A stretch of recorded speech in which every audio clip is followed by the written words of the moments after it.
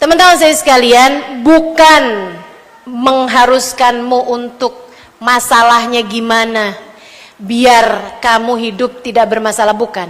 Akan tetapi luaskanlah hati. Gimana caranya meluaskan hati, Ustazah? Ini kalau teman-teman nanya nih, gimana cara meluaskan hati?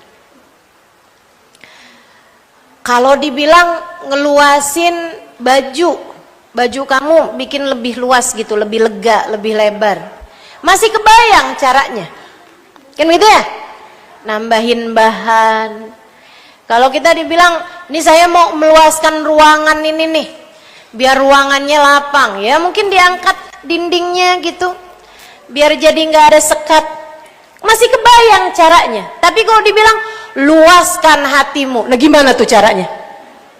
Nih saudara sekalian, hatimu akan bernilai sesuai dengan yang kamu masukkan di dalamnya.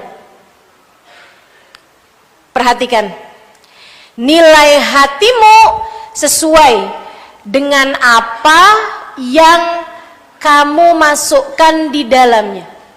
Kalau kamu selama ini selalu memasukkan hal-hal yang kecil, hatimu jadi kecil.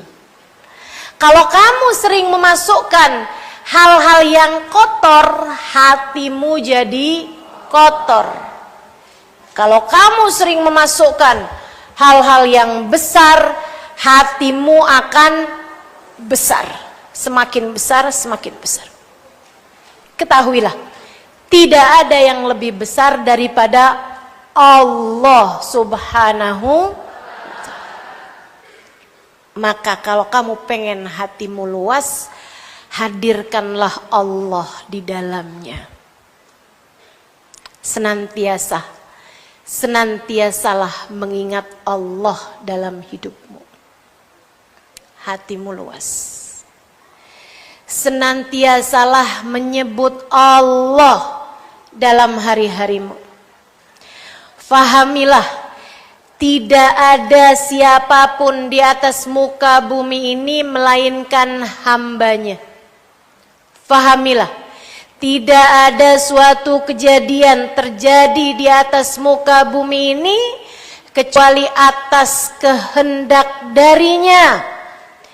Semua kejadian adalah darinya. Semua manusia adalah hambanya. Semua yang ada di atas muka bumi ini adalah miliknya. Ketika hal itu kamu hadirkan dalam hatimu, hatimu akan menjadi tempat yang sangat luas. Bukan hanya dengan kamu bangun tidur baca doa alhamdulillahilladzi ahyana ba'dama amatana wa ilaihin nusyur. Itu kamu harus kerjakan, betul. Tapi bukan hanya sekedar itu gitu. Bukan hanya sekedar kamu keluar rumah baca bismillah amantu billah tawakkaltu 'ala Allah la haula wala quwata illa billah. Meskipun kamu harus juga melakukan hal itu. Bukan hanya sekedar sholat 5 waktu kamu kerjakan, kamu ingat Allah Subhanahu wa taala. Bukan hanya itu. Meskipun jangan ada di antara kita yang berani-berani meninggalkan sholatnya. Akan tetapi pengen hati luas, bukan hanya dengan lisanmu membaca zikiran-zikiran atau bacaan-bacaan semacam itu. Karena ini masalahnya bukan masalah lisan, melainkan masalah hati. Terus gimana caranya? Ingat Allah. Ingat Allah. Lihat anak, ingat Allah. Hadiah yang Allah berikan dalam hidupku. Kelanjutan sujudku. Kelanjutan doaku di saat nanti aku sudah masuk dalam alam kubur. Anak-anakku setiap kali sholat, pahalanya mengalir juga ke dalam amal kuburku. Kalau nanti saya meninggal dunia, anak-anak saya adalah penerus sujud saya. adalah orang-orang yang akan mendoakan saya sebagai ibunya.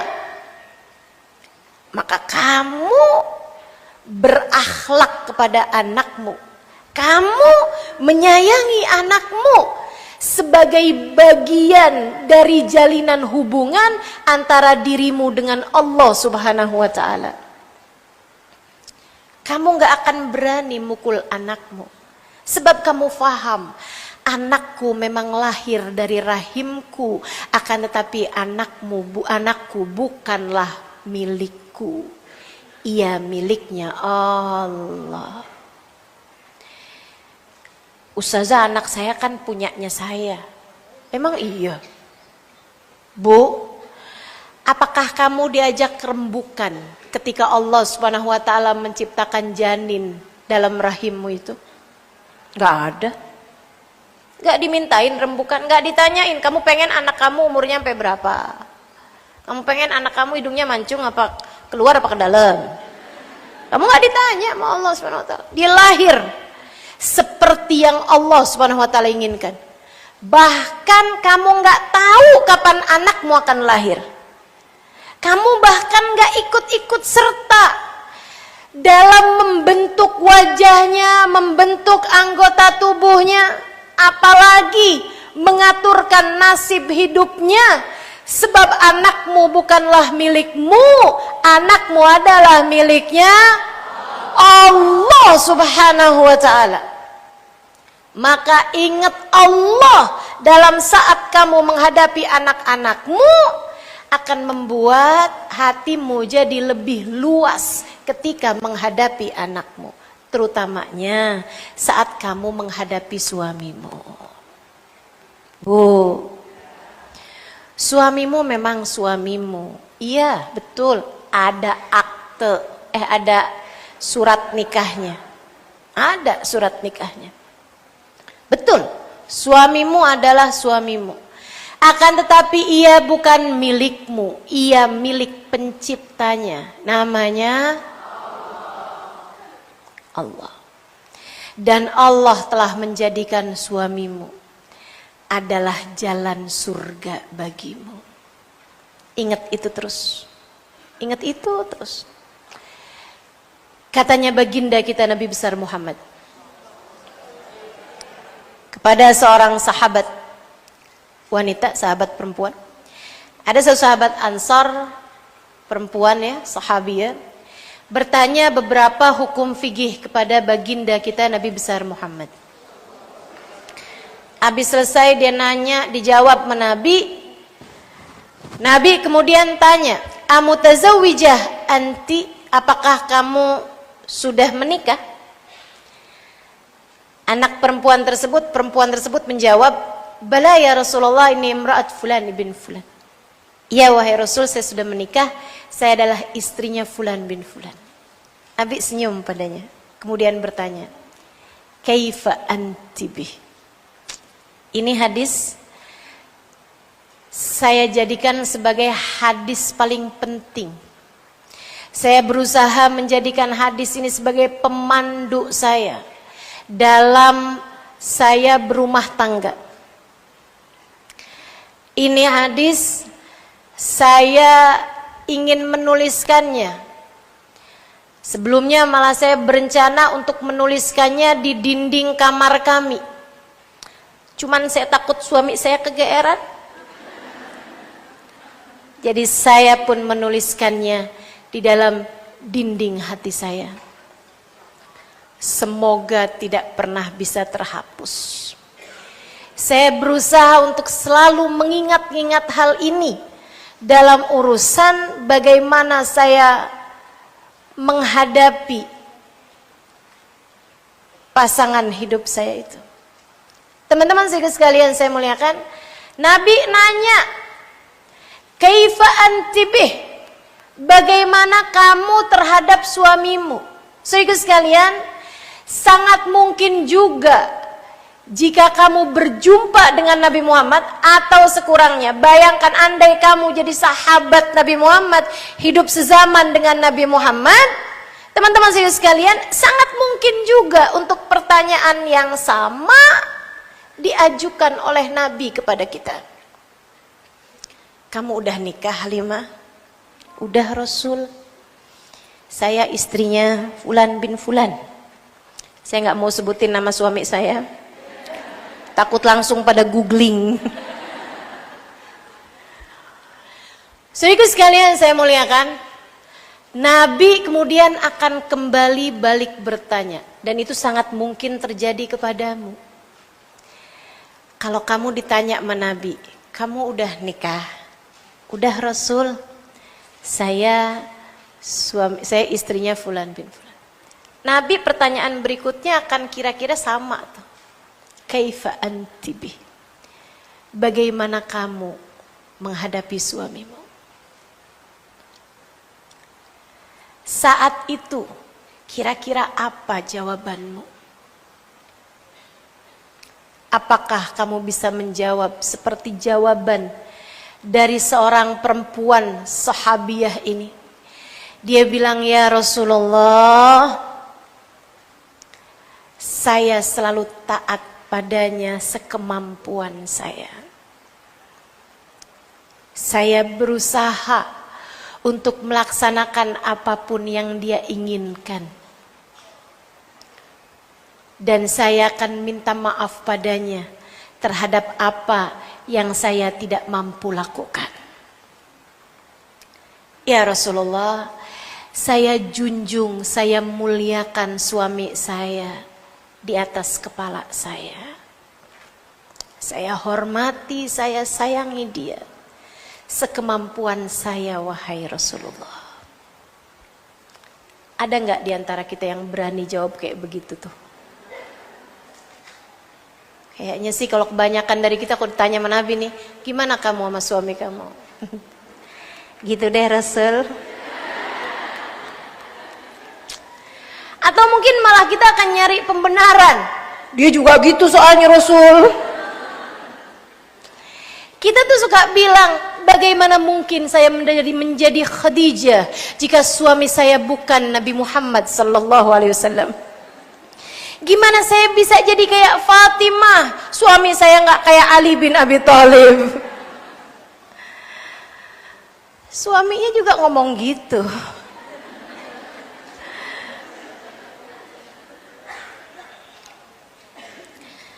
Gimana saya bisa jadi kayak Sayyidina Ali? Nah, bini saya jauh banget dari Sayyidah Fatimah.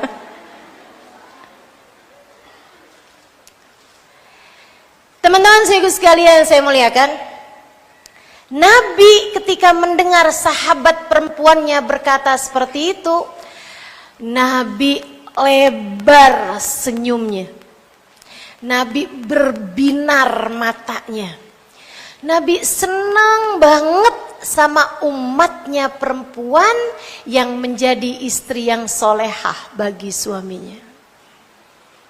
Kamu, kalau penting bagimu untuk di akhirat ada di belakang Nabi Muhammad, dan kamu adalah seorang istri, berusahalah jadi istri yang solehah. Saudara sekalian, sesudah itu Nabi Muhammad berpesan padanya. Pesan yang sangat indah. Itu tadi, rasa-rasanya pengen saya tulis di dinding kamar saya tuh. Cuman takut bikin suami saya terlalu besar kepala gitu. Dia bilang begini nih, Nabi Muhammad SAW bersabda, katanya baginda kita alaihi SAW, Fanduri ilaih fa innama huwa jannatuki wa naruki. Perhatikan betul bagaimana perlakuanmu kepada suamimu. Ia adalah jalan surga bagimu ketika kamu menghormati dan menyayanginya, jalan neraka bagimu ketika kamu menyia-nyiakannya. Jalan surga bagimu ketika kamu hormat dan kamu memuliakannya, jalan neraka bagimu ketika kamu menyia-nyiakan dan selalu menyakiti hatinya. Saudariku sekalian yang saya muliakan, lihatlah Allah dalam diri suamimu, akan menjadikan hatimu lapang. Lihat Allah dalam diri suami. Jadi tiap lihat suami nih, ini dia laki-laki yang telah Allah pilihkan untuk menjadi pembawa kunci surga saya. Jalan surga kita teman-teman. Jalan surga kita. Jadi kalau ngelihat suami lagi sangat menyenangkan, surga adem emang, menyenangkan emang nih surga, bener-bener nih. Kalau suami lagi menyebalkan, surga emang berat. Enak tuh ngelihat Allah dalam diri suami kita teman-teman, karena memang sejatinya seperti itu gitu. Ustazah, suami jalan surga, tapi dia aja nggak sholat. Kan saya bilang jalan surga, belum tentu dia masuk surga. Jalan surgamu teman-teman, jalan surgamu. Bisa jadi belum tentu dianya masuk surga, tapi jalan surgamu. Emang bisa ustazah jalan surga tapi dia nggak masuk surga? Bisa. Asia tuh istri solehah, suaminya Fir'aun, dia bisa jadi istri yang solehah, Allah masukkan dia ke dalam surga. Suaminya kayak begitu, ngaku dirinya sebagai Tuhan, emang masuk surga? Enggak. Jadi salah satu dari orang-orang yang akan Allah hancurkan di dalam neraka. Jadi saudariku sekalian, jangan lihat suamimu sebagai suamimu, ataupun jangan lihat suamimu sebagai bapak dari anak-anakku. Nggak cukup. Kamu harus lihat suamimu sebagai seseorang yang Allah telah pilihkan untuk menjadi jalan surga bagimu. Dan memang pilihan Allah tuh nggak salah. Makanya adik-adik yang belum nikah, saya sarankan padamu, saya tekankan padamu, jangan pacaran. Kenapa gitu? Karena kalau kamu pacaran, Dek, kamu membatasi pilihan Allah untuk menjadi jodohmu. Jadinya kamunya menikah cuman pengennya sama dia doang. Mama, nikahkan saya dengannya, Mama. Saya tak sanggup hidup tanpanya.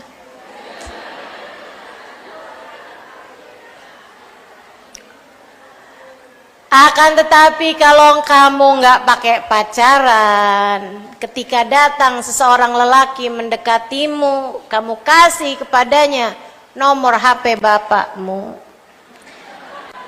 dia melamarmu, kamu beristikharah, kamu dapat jawaban dari Allah.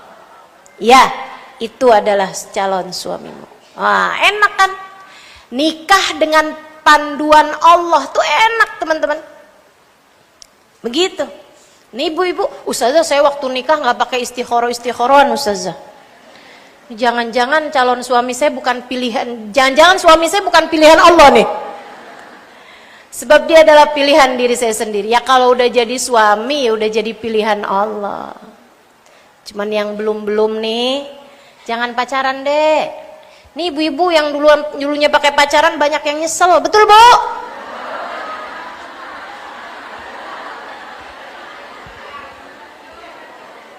Ustazah pakai pacaran apa enggak? Boro-boro. Saya itu pertama kali ngelihat muka suami saya sesudah saya selesai akad dengan dia. Ini saya cerita bukannya mau apa ya? Ya, bukan. Saya cerita cuman buat adik-adik nih yang belum nikah. Dek, tenang aja, Dek, tenang. Kalau udah jadi jodohmu, garam di laut. asam di gunung, di sambal rujak akan ketemu juga. Tenang, bakalan ketemu juga kalau udah catatan jodohnya. Segala macam cara Allah Subhanahu wa taala punya untuk dapat mempertemukanmu. Kalau kamu pacaran, takutnya nih akan datang sebelum waktunya gitu. Barang-barang tuh kalau datang sebelum waktunya, lahiran aja tuh kalau datang sebelum waktunya, namanya kelahiran prematur. Buah tuh kalau dipetik sebelum mateng, kemudian dimatangkan dengan karbit, rasanya nggak manis gitu. Demikian pula dengan kalau kamu nikah pakai pacaran, itu akan lebih banyak masalahnya sesudah nikah. Makanya saya sering banget tuh, rumah tangga yang diawali dengan aku tak mampu hidup tanpamu, berakhir dengan aku tak sanggup hidup denganmu. Rumah tangga yang diawali dengan gak ada perempuan lebih cantik darimu, kata pacarnya. Gak tahu tuh apa dia gak punya TV, gak pernah lihat artis bagaimana, gak pernah lihat orang di TV kan pada cakep-cakep ya. Sehingga sekalian akan berakhir dengan semua perempuan cantik selain kamu. Masya Allah. Karenanya saudaraku sekalian saya muliakan, dah kita benahin cara pandang kita terhadap suami kita. Kita lihatnya sebagai jalan surga. Seseorang yang telah Allah pilihkan untuk menjadi jalan surga bagiku. Dan pilihan Allah tuh selalu paling tepat. Makanya ya biasanya nih istri boros ketemu sama suami yang pelit. Betul? Betul? Ini ngerasa bagaimana nih? Karena kalau kamu boros ketemu suami yang dermawan, ya Allah, udah tuh Shopee di check out mulu. Tiap hari kurir bawain belanjaan ya. Nggak gitu. Biasanya nih istri yang cerewet, suaminya pendiam banget. Betul? Emang udah pas-pasnya gitu. Udah Allah pas-pasin. Nah kalau dua-duanya ngomong,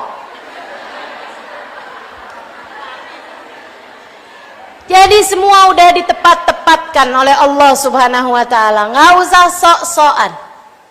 Nggak usah sok-sokan. Kenapa ya suami saya nggak begini? Kenapa ya suami saya nggak begitu? Teman-teman saudariku sekalian yang saya muliakan, kamu nggak usah fokus kepada bagaimana suamimu. Kamu tidak akan dihisab atas perlakuan dia kepadamu. Dengarkan dengan baik ini. Ini teori nih, ini prinsip kehidupan. Kamu jangan fokus kepada perlakuan orang kepadamu. Kamu harus fokus kepada bagaimana kamu memperlakukan orang lain. Sebab kamu tidak akan dihisab atas perlakuan orang lain kepadamu. Kamu hanya akan dihisab atas perlakuanmu kepada orang lain. Karenanya, hal pertama yang saya sampaikan padamu adalah ingat Allah, lihat suamimu sebagai pandanganmu kepada Allah Subhanahu wa taala. Kamu kepengen apa? Kepengen Allah ridho, kepengen Allah masukkan ke dalam surga, kepengen di akhirat nanti bahagia, kepengen saat mati husnul khotimah, kepengen kubur menjadi raudhah min riyadil jannah. Allah perintahkannya apa? Perintahkan kamu buat taat kepada suamimu. Allah perintahkan kamu untuk baik pada suamimu. Nabi Muhammad menyebut suamimu sebagai jalan surga bagimu, maka bismillah. Kamu laksanakan taat kepada suamimu.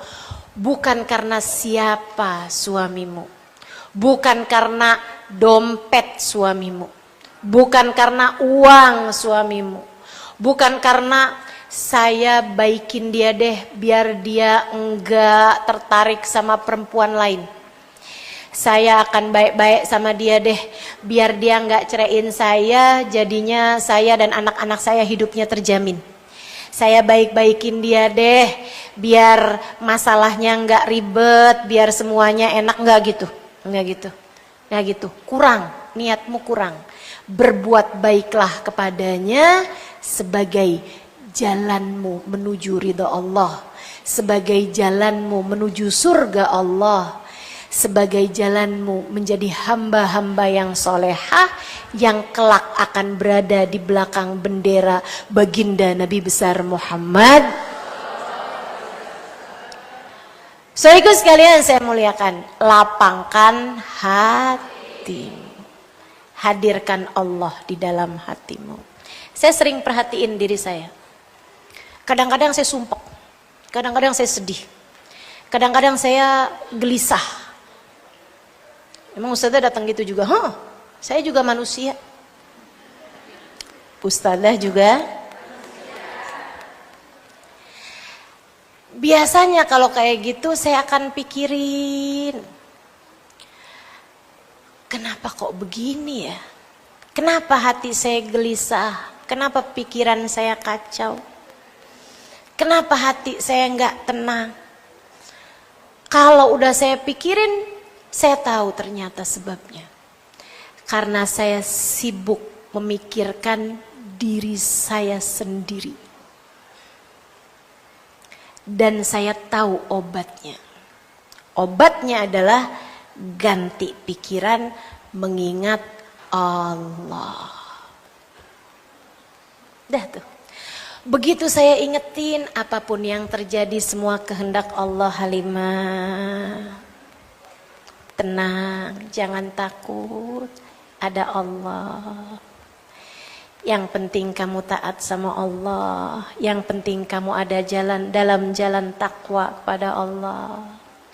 Allah semua yang menentukan ini. Ingat Allah Halimah. Allah telah menganugerahkanmu begitu banyak kenikmatan dalam hidupmu. Saya pun mulai berzikir Allah, Allah, Allah. Saya pun mulai menyebut-nyebut namanya, ya Allah, ya Allah, ya Allah.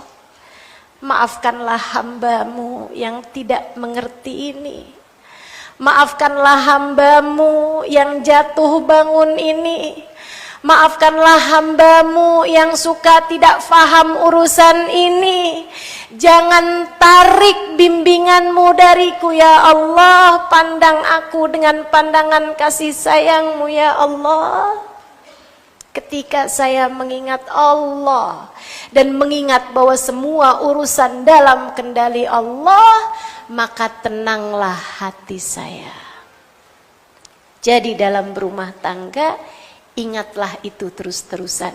Lapangkan hatimu, dan cara melapangkan hati adalah dengan mengingat Rabbi syrahli wa yassirli amri. Yang kedua nih, yang kedua, ya Allah mudahkanlah urusanku. Minta Nabi Musa kepada Allah untuk Allah berikan kemudahan urusan. Dengan apa? Mudah dengan ilmu. Urusan jadi jauh lebih mudah kalau kamu ngerti ilmunya. Karenanya siapapun suamimu, saya minta kepadamu untuk teruslah belajar. Teruslah belajar, termasuk mempelajari suamimu. Pelajari. Pelajari. Apa yang bikin dia senang, apa yang bikin dia sebel. Kamu harus pelajari. Nih suami saya kalau diginiin senang apa enggak? Nih kalau suami saya omongin begini bagaimana perasaannya? Apalagi kau udah tambah lama nikah, kamu seharusnya jadi orang yang tambah tahu siapa suamimu itu. Jangan sampai nikah udah lama nggak paham tentang suaminya. Jangan sampai nikah udah lama kamu belum juga paham. Suami saya ini maunya apa sih? Nah, itu kan suami kamu. Ada tuh orang 20 tahun udah menikah, 1 hari berumah tangga, rumah tangganya ruwet, nelpon saya. Ustazah, suami saya nih Ustazah, saya kesel banget sama suami saya. Dia begini. Terus habis itu dia nanya, gimana cara saya ngadepinnya Ustazah? Nah, suami kamu. Kenapa harus saya yang menghadapi? Saudaraku sekalian, saya tahu gimana cara ngadepin suami saya. Tapi cara menghadapi suamimu, ya seharusnya kamu yang paling tahu. Makanya ketika ada seorang anak muda nanya sama saya, Ustazah, gimana caranya hidup berumah tangga Ustazah? Saya bilang, Dek, kamu gak akan bisa pelajarin caranya. Orang hidup berumah tangga tuh kayak orang hidup di atas muka bumi ini, kayak lahir di atas muka bumi. Itu kehidupan yang baru. Kamu itu ketika lahir gak dikasih buku petunjuk penggunaan. Kamu gak tahu caranya jalanin kehidupan, ya kan? Akan tetapi ilmunya cuma satu. Apa itu? Jangan berhenti belajar.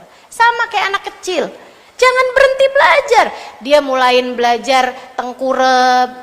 Habis itu mulai belajar duduk, mulai belajar merangkak, mulai belajar berdiri, mulai belajar berjalan, mulai belajar berlari. Kan begitu? Mulai belajar bilang A, mulai belajar bilang mama, sampai kemudian jadi banyak bicara gitu. Karena kita tidak berhenti belajar. Karenanya kita jadi ngerti caranya berkehidupan. Nah, berumah tangga tuh persis seperti itu. Silahkan masing-masing pelajari. Pelajari suaminya. Pelajari suamimu. Bukan kemudian kamu liatin, kamu tulis. Nah, gitu. Kepribadiannya kamu pelajari. Ustazah, kok saya nggak pernah kepikiran kayak begitu ya? Saya tahu sebabnya kenapa. Karena kamu terlampau cinta kepada dirimu sendiri. Sehingga kamu tidak punya space. Kamu tidak punya lokasi, ruang untuk belajar cara mencintai orang lain. Teman-teman, jangan kegedean cinta sama diri sendiri. Jangan. Makanya Nabi Muhammad tuh pesannya kan, cintai orang lain sebagaimana kamu mencintai dirimu sendiri. Cintai, pelajari. Oh, kalau ngomong kayak gini suami saya sakit hati. Pelajari. Pelajari terus aja. Saya awal-awal nikah beranteman mulu. Tapi saya nggak mau cerita, ini udah mau jam. Awal-awal nikah banyak berantem karena kami berasal dari dunia yang berbeda. Saya anak pesantren, 12 tahun tinggal di pondok pesantren. Sementara suami saya, jangankan pesantren beneran, pesantren kilat aja nggak pernah. Jadinya kayak dari dunia yang benar-benar berbeda. Saya dinikahkan, dijodohkan dan dinikahkan oleh guru kami, Sayyidil Habib Umar bin Hafid. Jadi tidak benar-benar mengenal dia, dan dia pun juga saya yakin tidak benar-benar mengenal saya. Itu tadi yang saya sampaikan. Dia baru lihat muka saya sesudah akad. Kayak beli kucing dalam karung katanya. Saya juga gitu, kayak beli kucing dalam karung. Untung pas saya buka, kucingnya hidungnya mancung. Jadinya saya nggak nyesel amat lah ya. Saya nggak nyesel kalau dia nggak tahu saya. Sehingga sekalian saya muliakan, di awal-awal nikah banyak banget berantemnya. Kenapa gitu? Itu tadi perbedaan cara pikir, perbedaan pola hidup, perbedaan pola pendidikan dalam rumah tangga gitu. Sehingga memang menimbulkan terjadi banyak konflik.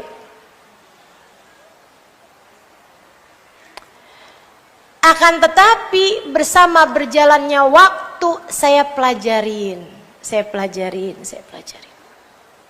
Dan saya yakin dia pun juga seperti itu. Jadi bersama berjalannya waktu nggak terlalu banyak konflik. Di awal-awal pernikahan, saat dia marah, saya pun juga ikutan marah. Saya masih muda waktu itu. Jadi biar gini-gini saya pernah muda nih.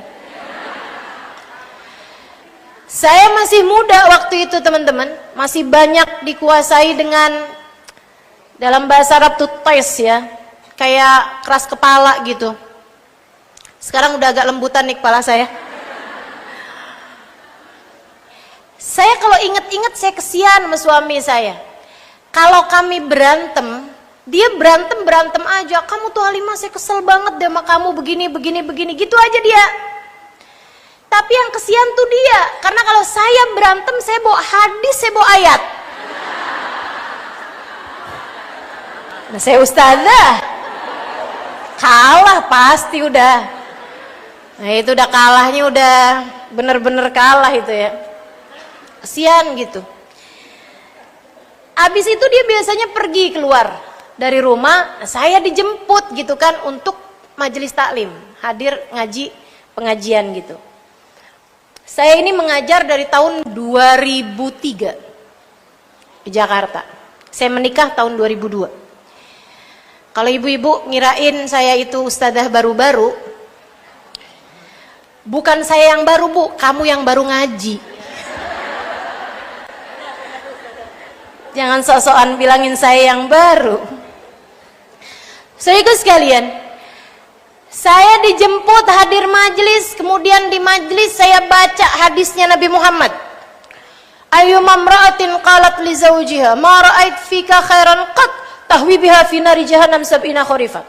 Kalau ada seorang perempuan, dia berada dalam keadaan suaminya marah kepada dia, maka Allah akan melaknatnya. Dan malaikat semua akan melaknat dia sampai suaminya ridho padanya. Ya Allah, gimana modelnya nih? Halimah cuman bisa ngomong doang. Kenapa? Ada yang pingsan? Oke. Oh iya, boleh mungkin belum sarapan. Oh dikasih roti. Pagi puasa mungkin. Iya. Boleh saya lanjutkan? Udah ya, yang pingsan nanti biar akan diurusin oleh panitia. Baik, saudariku sekalian yang saya muliakan, akhirnya saya lama-lama belajar gitu. Nih kalau kayak gini terus nih nggak enak di saya nih. Saya kayak jadi orang yang ngomong sesuatu hal yang saya sendiri nggak amalin gitu. Yaudah deh, kalau dia marah saya mau diem aja.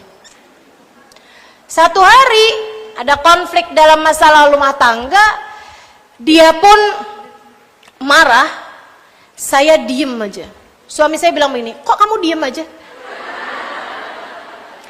Saya bilang, saya jawabin salah, saya diem salah. Suami saya bilang begini, kamu tuh diem tapi muka kamu tuh semuanya dalil.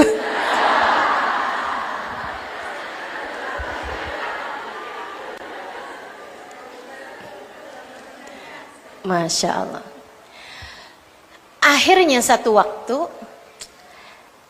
saya ada dengar gitu dari entah kajian entah apa gitu kan.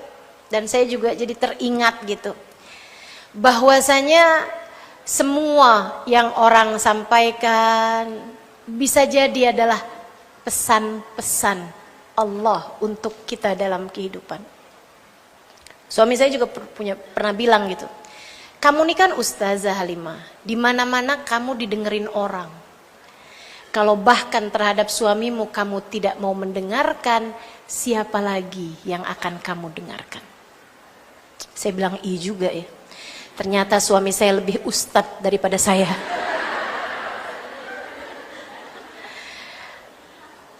Dari itu saya ajarin ke diri saya. Semua yang disampaikan suami saya adalah pesan-pesan dari Allah. Semua yang disampaikan orang lain kepada saya adalah pesan-pesan Allah buat saya. Karena semua manusia adalah hambanya Allah.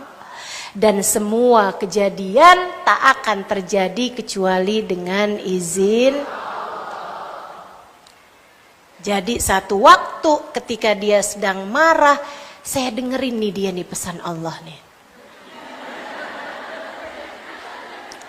Kamu nih apa-apa kurang perhatian Halimah. Iya banget tuh. Gimana sih caranya biar saya lebih perhatian gitu. Ya apa-apa tuh kamu mestinya begini-begini. Oh gitu, doain ya. Ya udah kalau gitu. Maafin ya. Iya udah saya maafin. Ya gitu doang. Pesannya nggak panjang ternyata. Masya Allah. Itu artinya pelajari suamimu. Akan lebih minim konflik antaramu dengan suamimu kalau kamu sudah sangat mengenalnya. Kenali suamimu, kenali suamimu. Jangan kesibukan sendiri nonton drama Korea. Jangan sibuk sendiri nonton sinetron. Jangan sibuk sendiri liatin Shopee. Mau beli satu kerudung aja 15 jam gak kelar nyarinya. Siapa tuh yang kayak begitu? Teman-teman siku sekalian yang saya muliakan, yuk pelajari. Itu bagian dari taisirul umur. Kemudian sehingga kita bisa menghadapi setiap orang. Pelajari apa yang mereka sukai, apa yang enggak mereka sukai. Pelajari bahasa cinta setiap orang bisa berbeda-beda. Ada yang senang disentuh, ada yang senang mendapatkan ucapan-ucapan yang baik. Begitu kan ya? Macam-macam. Teman-teman sekalian pelajari.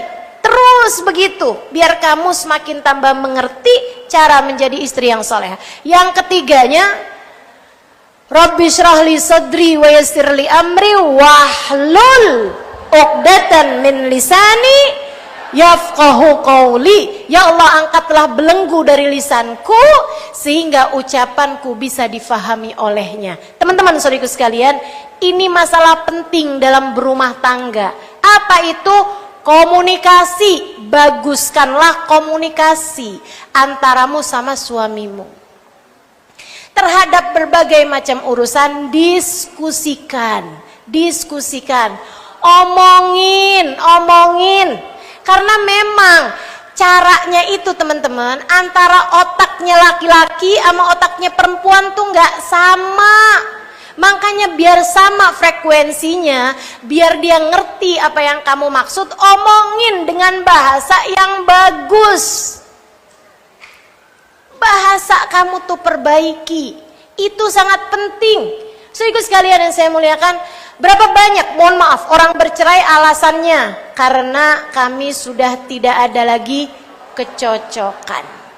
Kenapa bisa nggak cocok lah? Kamu dari dulu cocok kok sama dia. Sekarang kok bisa jadi nggak cocok tuh kenapa? Karena buruknya komunikasi antara kami berdua. Seringnya begitu tuh.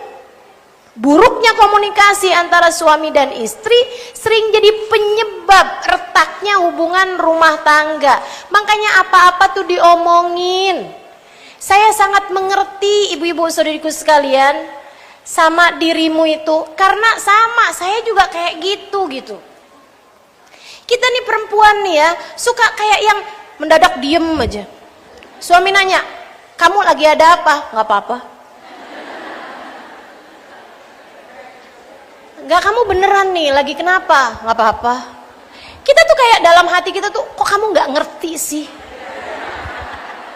Betul? Saudariku sekalian yang saya muliakan, suami saya tuh sampai pernah bilang kayak begini nih, Halimah, kamu harus tahu ya, saya ini bukan dukun dan saya belum jadi wali. Saya nggak tahu apa yang ada dalam pikiranmu. Jadi kalau ada sesuatu yang harus kamu sampaikan, harus saya tahu, kasih tahu. Nah demikian pula lah, kita nih dalam berumah tangga, kasih tahu gitu. Karena memang teman-teman sekalian, apapun itu perlu disampaikan, tapi dengan bahasa yang baik. Jangan ngomel-ngomel mulu. Emang ada perbedaan antara otak laki-laki sama otak perempuan. Salah satunya laki-laki tahu apa yang dia mau, perempuan hanya tahu apa yang dia nggak mau. Kita mau makan di mana nih? Terserah. Karena dia nggak tahu apa yang dia mau, dia hanya tahu apa yang dia nggak mau. Kalau gitu kita makan di restoran Padang ya, bosen ah. Terus di mana? Terserah.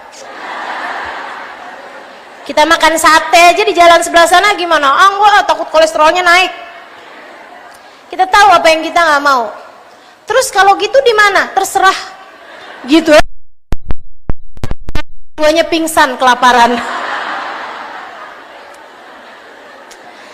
Apaan itu diomongin, didiskusikan, dijawab jelas, tegas. Saudara sekalian, demikian pula dengan kamu ngadepin anakmu, kamu ngadepin orang tuamu, sampaikan dengan bahasa yang baik. Komunikasinya tuh mesti bagus, bahasanya pelajarin bahasa sehingga kamu bisa berbahasa dengan baik. Sering puji suami, sering minta maaf sama suami, itu adalah hal-hal yang kamu perlukan untuk membangun hubungan berumah tangga. Puji. Kamu selalu dapat saya andalkan dalam segala keadaan. Kamu tuh ya kalau pakai baju ini asli keren banget dah. Itu bajunya bisa cuci kering pakai tuh. Kamu pernah gak sih aku ngomong apa?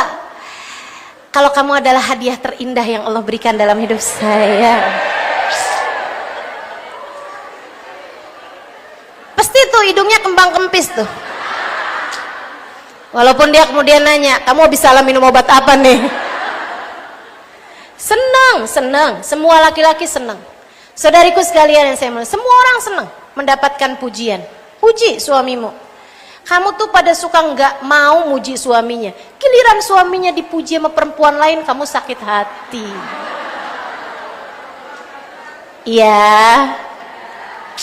Yuk, insya wahlul uqdatam min lisani yafqahu qawli. Yang terakhir, waj'alli waziran min ahli.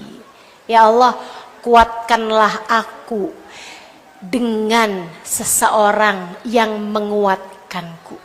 Karuniakan padaku sahabat, kawan, guru yang dapat membimbingku ya Allah, sehingga aku bisa dengan mudah menjalani kehidupan berumah tangga ini dengan cara yang terbaiknya.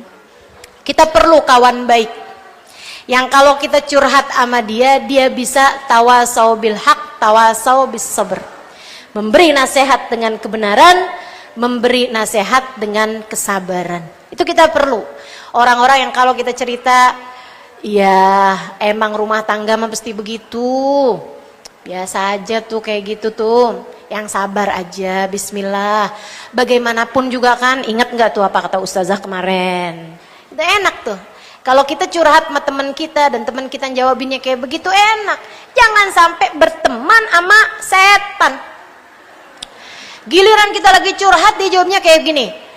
Ya emang laki-laki tuh zaman sekarang kayak gitu tuh. Makanya mendingan jadi kayak gua nih, bercerai. Ribet hidup kalau punya suami. Ini kan, lu lihat nggak? Si Nono teman kita no, KDRT. Si Nono sabar no, jadi gila. Itu kalau temenannya sama setan, teman-teman. Ada teman-teman yang setan, gitu ya. Yang kita diminta Allah Subhanahu wa taala berlindung. Qul a'udzu birabbin nas, ilahin nas, alladzi yuwaswisu minal jinnati wan nas. Noh, setan dari manusia noh.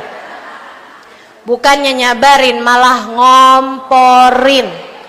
Nah, kamu harus cari teman-teman yang bisa menyabar-nyabarkan dirimu. Nyarinya di mana Ustazah nih? Kayaknya teman-teman sekarang pada suka provokasi dah.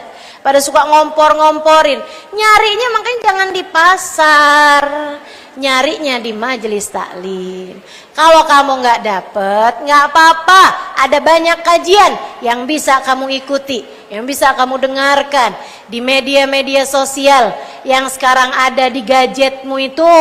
Kamu punya smartphone, teman-teman saudara sekalian, kamu harus menggunakannya dengan cerdas. Jangan cuma handphonenya doang yang cerdas. Kamu pakai buat hal-hal yang mencerdaskan dirimu itu. Daripada curhat sama temen yang akhirnya ngomporin dan lain sebagainya, dengerin kajian-kajian. Insya Allah jadinya menguatkan hatimu. Gitu ya. Keempat hal itu jika kamu punya kelapangan hati karena Allah senantiasa ada dalam hatimu.